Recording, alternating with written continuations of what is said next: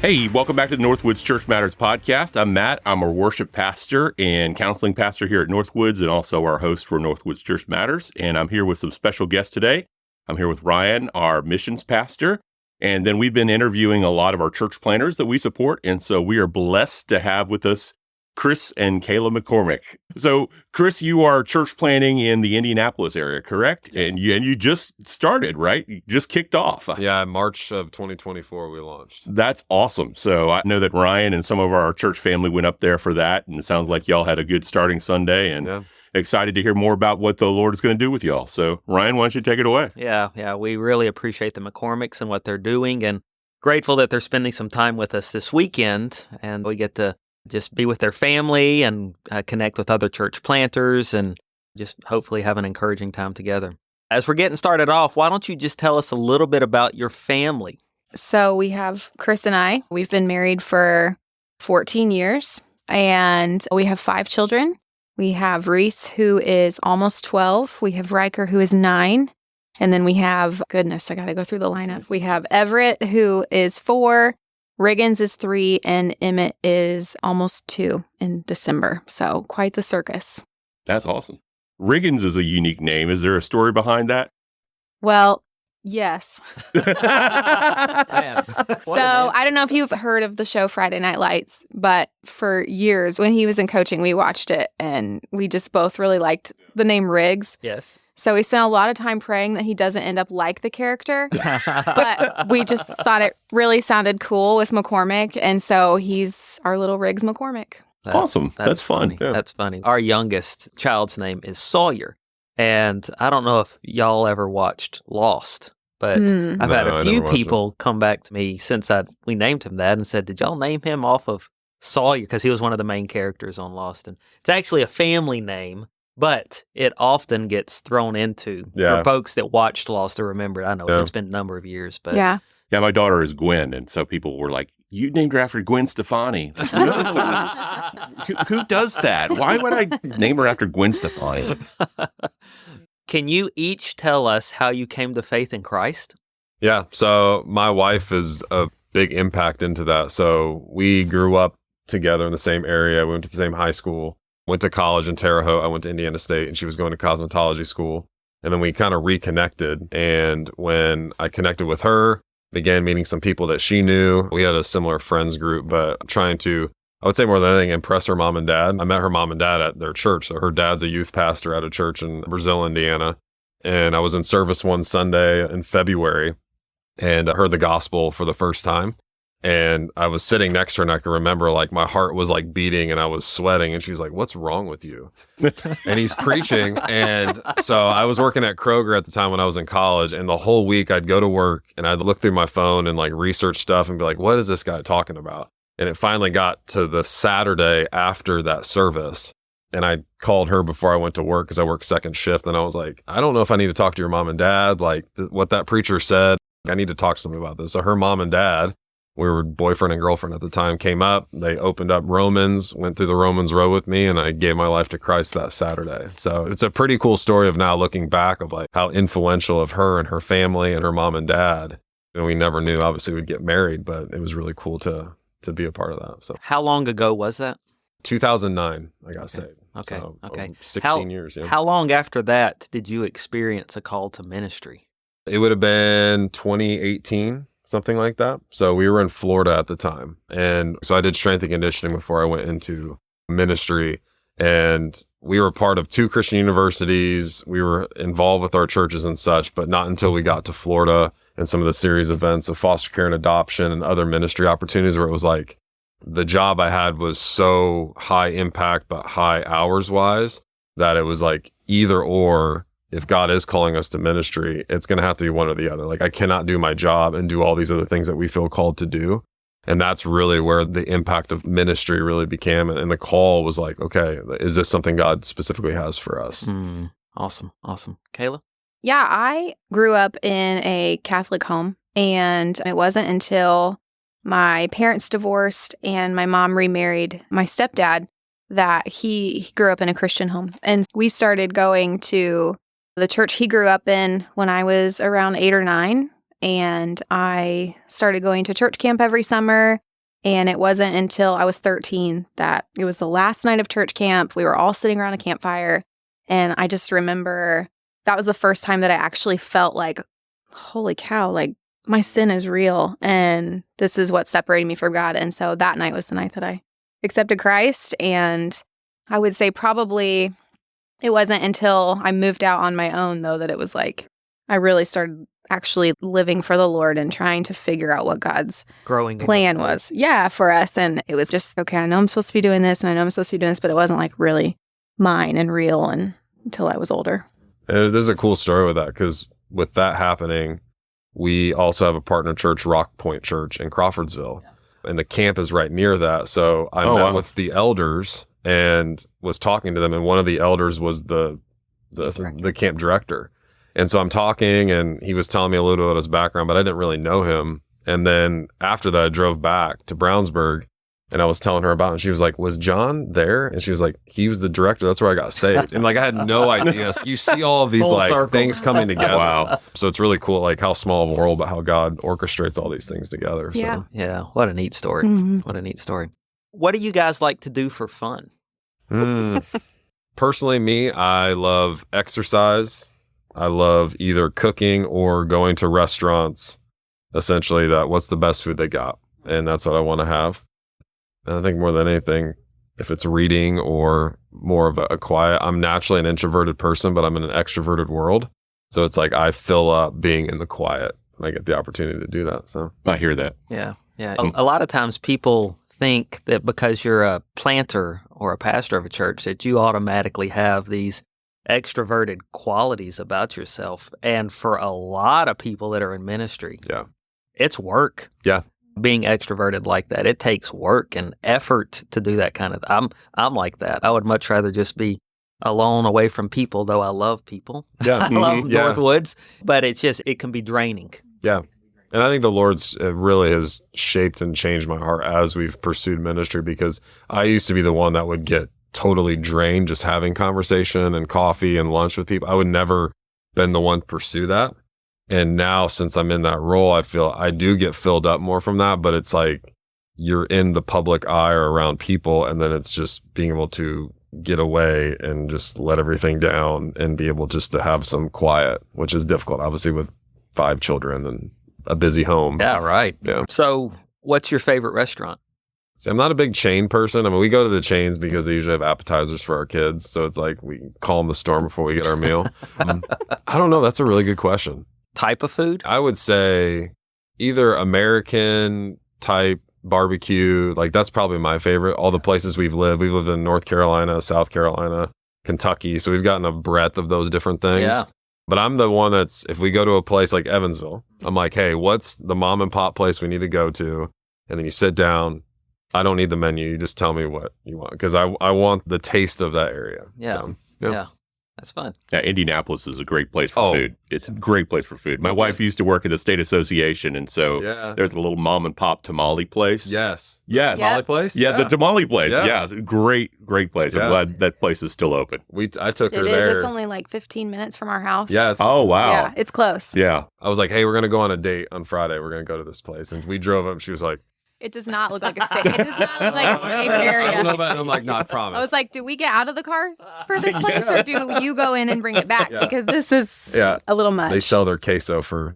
It was good though. Like gallon-sized queso. So it was really good. They're famous for that in the area. So yeah. I mean, the weird thing about that restaurant too, I don't know if they still do this. Like they had the chalkboard, and like they're erasing how many tamales are left the whole time that they're selling, and so you're like, it's an get me to the front of the line. Yeah. It's an experience. It's a whole experience. Yeah. Kayla, how about you? What do you like to do for fun? I just got our boys put into preschool, so I am figuring out that I have a little bit more time now, which is so nice. Congratulations. Yes, thank you. It feels like a real accomplishment. But when we moved to Brownsburg for the church, we bought this house, and the people that lived there for like 20-something years. And so it was very landscaped and beautiful. And I'm like, this is going to be awesome. And it's a lot of work. And so my new hobby is gardening and figuring out how to keep all of these fantastic plants alive. Yep. And it's been a lot of fun, though. Yeah. It's stretched me, and it's given me a little bit of a break from the little boys and being able to be outside or have them outside with me. So that's been a lot of fun. And then I also love painting furniture. Oh, So wow. that's like my thing to do. And For the purpose of reselling it? Is that what I you haven't said? gotten to there yet. I'm hoping maybe that will come, but usually it's been like thrifting pieces and then repurposing them for our home. Oh, yeah.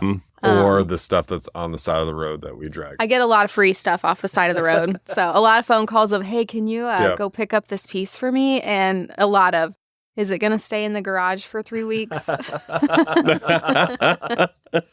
That's a lot. But it's a lot of fun. Yeah, yeah. So gardening, like this summer, did you have a garden where you grew vegetables and stuff No like vegetables and fruit. No, that was supposed to be his thing. Yeah. And I guess church planting is too busy. 'cause- Reliant got in the way. Yeah. Yeah. So we have one little raised garden bed that the previous owners had. And I was like, are you going to use that this year? Because I've just been pulling weeds out of it. that? So, but it's mostly flowers, things like that. Yeah. Yeah, my daughter and I had a garden for 1 year, and then we figured out it was too much work. It and is a lot. This year, it's gone back to nature. It's just Yeah. yard. Our boys only like goldfish too, and you can't grow that. So Yeah. it's just like kind of a waste of time. So the funny thing is, the only thing that's still growing in the garden is the mint plant. Yeah. And so every time I mow the yard in the backyard, Yeah. Smells good. it smells Really good. wonderful. I've heard you're supposed to keep that in a container or it will take over everything. Yeah. Yeah. That and pumpkins, too. I've heard pumpkins will take over Oh. your whole yard if you let them grow. Yeah. Goodness. There's probably pumpkins in our backyard. The amount of things that we have found just sprouting up. And we got a picture when we signed the mortgage of like where every plant was. Yeah, a and map the type of our plant. It was a backyard. map. Wow. Which is awesome. Yeah. It is Yeah. awesome. But it's also like, whoa, there's a lot. Mm-hmm. To A do. lot of thought went Yeah. into that. Yeah. Yeah. So if you have a bucket list, what are the items on that? I've always wanted to go parasailing. I've never gotten the opportunity to do so, but I think that would be probably the number one thing that I would love to do. I would also like to swim with dolphins, and I would like to go to Hawaii, and I feel like I could check all of those off Oh, yeah. One- if I One just went trip. there. Right. One trip. Just one very planned out trip. Yeah. The Lord And might be calling us. I could that just soon, check who them knows? all off. Yeah. It's awesome. You just get a jar on your counter and start saving all your Yep. change. Right. That's Yes. And when your kids are all graduated, then you can have a Right. celebration and then Yeah. go. Yeah. Hopefully. What you need to do is to find a church planter that is planting in Hawaii. Let Reliant partner with them, and then you need to send mission teams out to work with them periodically, right? Mm. And We'll lead it. We'll come and lead it. Yeah, that's right. Yeah, No kids. yeah. 3 times a year, we'll Yep. send people out. to That work is a with great you guys, plan. right? And then you piggyback all the fun stuff after you do the mission trip. We're going to, next leader meeting, that needs to be on the agenda to talk about. Oh, from the pulpit, just say, I feel like the Lord has given me the prophetic message this The morning. first church we're going to plant is in Hawaii, and I'm going. Feel called. So Often. good. Yeah. Chris? So I listed skydiving. So I like to do extreme things. I'm usually all in or all out. One of them was living in Charleston, South Carolina again. I was an intern, and we did not have any children at the time until Reese was born. So we didn't get to really experience a lot of it until last April. We went to Charleston. Well, we didn't again. get to experience it because we didn't have any Yeah, we money. didn't have any money too. So Oh, yeah. No kids and no money. Yeah, Yeah. that's right. Yeah. or time. It's But- not a cheap town. Yeah. No, No. But we got to go back in April, and we were like, man, like this is. we did not take advantage of the opportunities when we were there. Yeah. So Charleston and Hawaii church plants. So that's the goal. And then I am a huge Michigan football fan, so I would love to go to the Michigan-Ohio State football game. Okay. So at Michigan, not Ohio State. So Yeah. Yeah. Yeah. that'd be a bucket list. Some of those are not crazy out there. No. That's reasonable. We had, was it Nathan? Yeah. Nathan, yeah. Nathan. So Nathan, who's planting out in Salt Lake City area, he wants to go to space.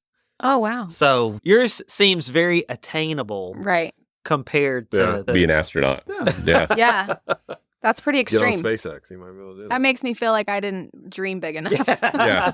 So could you guys tell us the story of your church and how it got planted and what's going on? Yeah, so we were living in Florida, so a little bit of call to ministry. We were living in Florida when I was working at FAU as a coach, and I was called into ministry.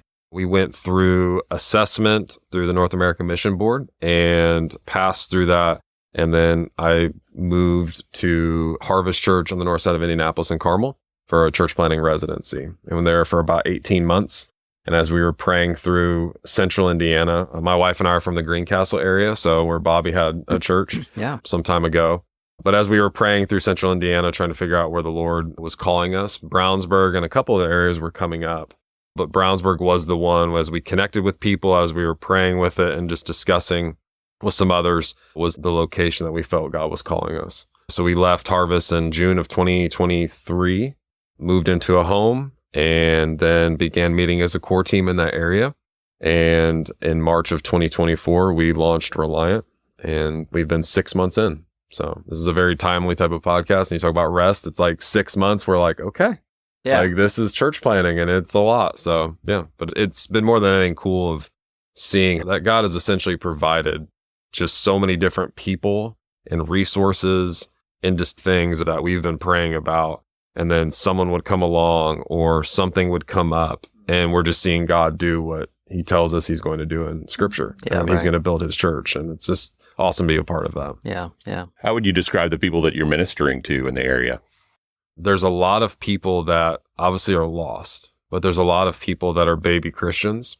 I think we've specifically seen that in and around our area of Brownsburg, where people know about Jesus, they may profess Jesus, but as you begin to dive deeper into scripture and sharing things with them, even as a church that does expository preaching, the amount of feedback we've had as we've went through the Gospel of John is, I have never heard anything like this before. Biblical literacy is low, even if people have been to church for a long time. And it's been really awesome for us. She helps lead some women's ministry, and I help lead some of the men's ministry. But the growth that we've seen in 6 months between men and women, the couples together, it's been so cool to see. And it's amazing to be a part of that. Because a lot of our core team, as we talked about being a church that makes disciples, you may think it is a lost person coming to faith, and then you're going to take them through their journey side by side. But there's been so many people that have professed faith for a long time. Then they've come to our church almost feeling called to a new work and helping with something. But our leaders are like, I want to disciple people. I'm like, this is what I'm called to do. I see this in scripture. Maybe we didn't do this as much at our other church.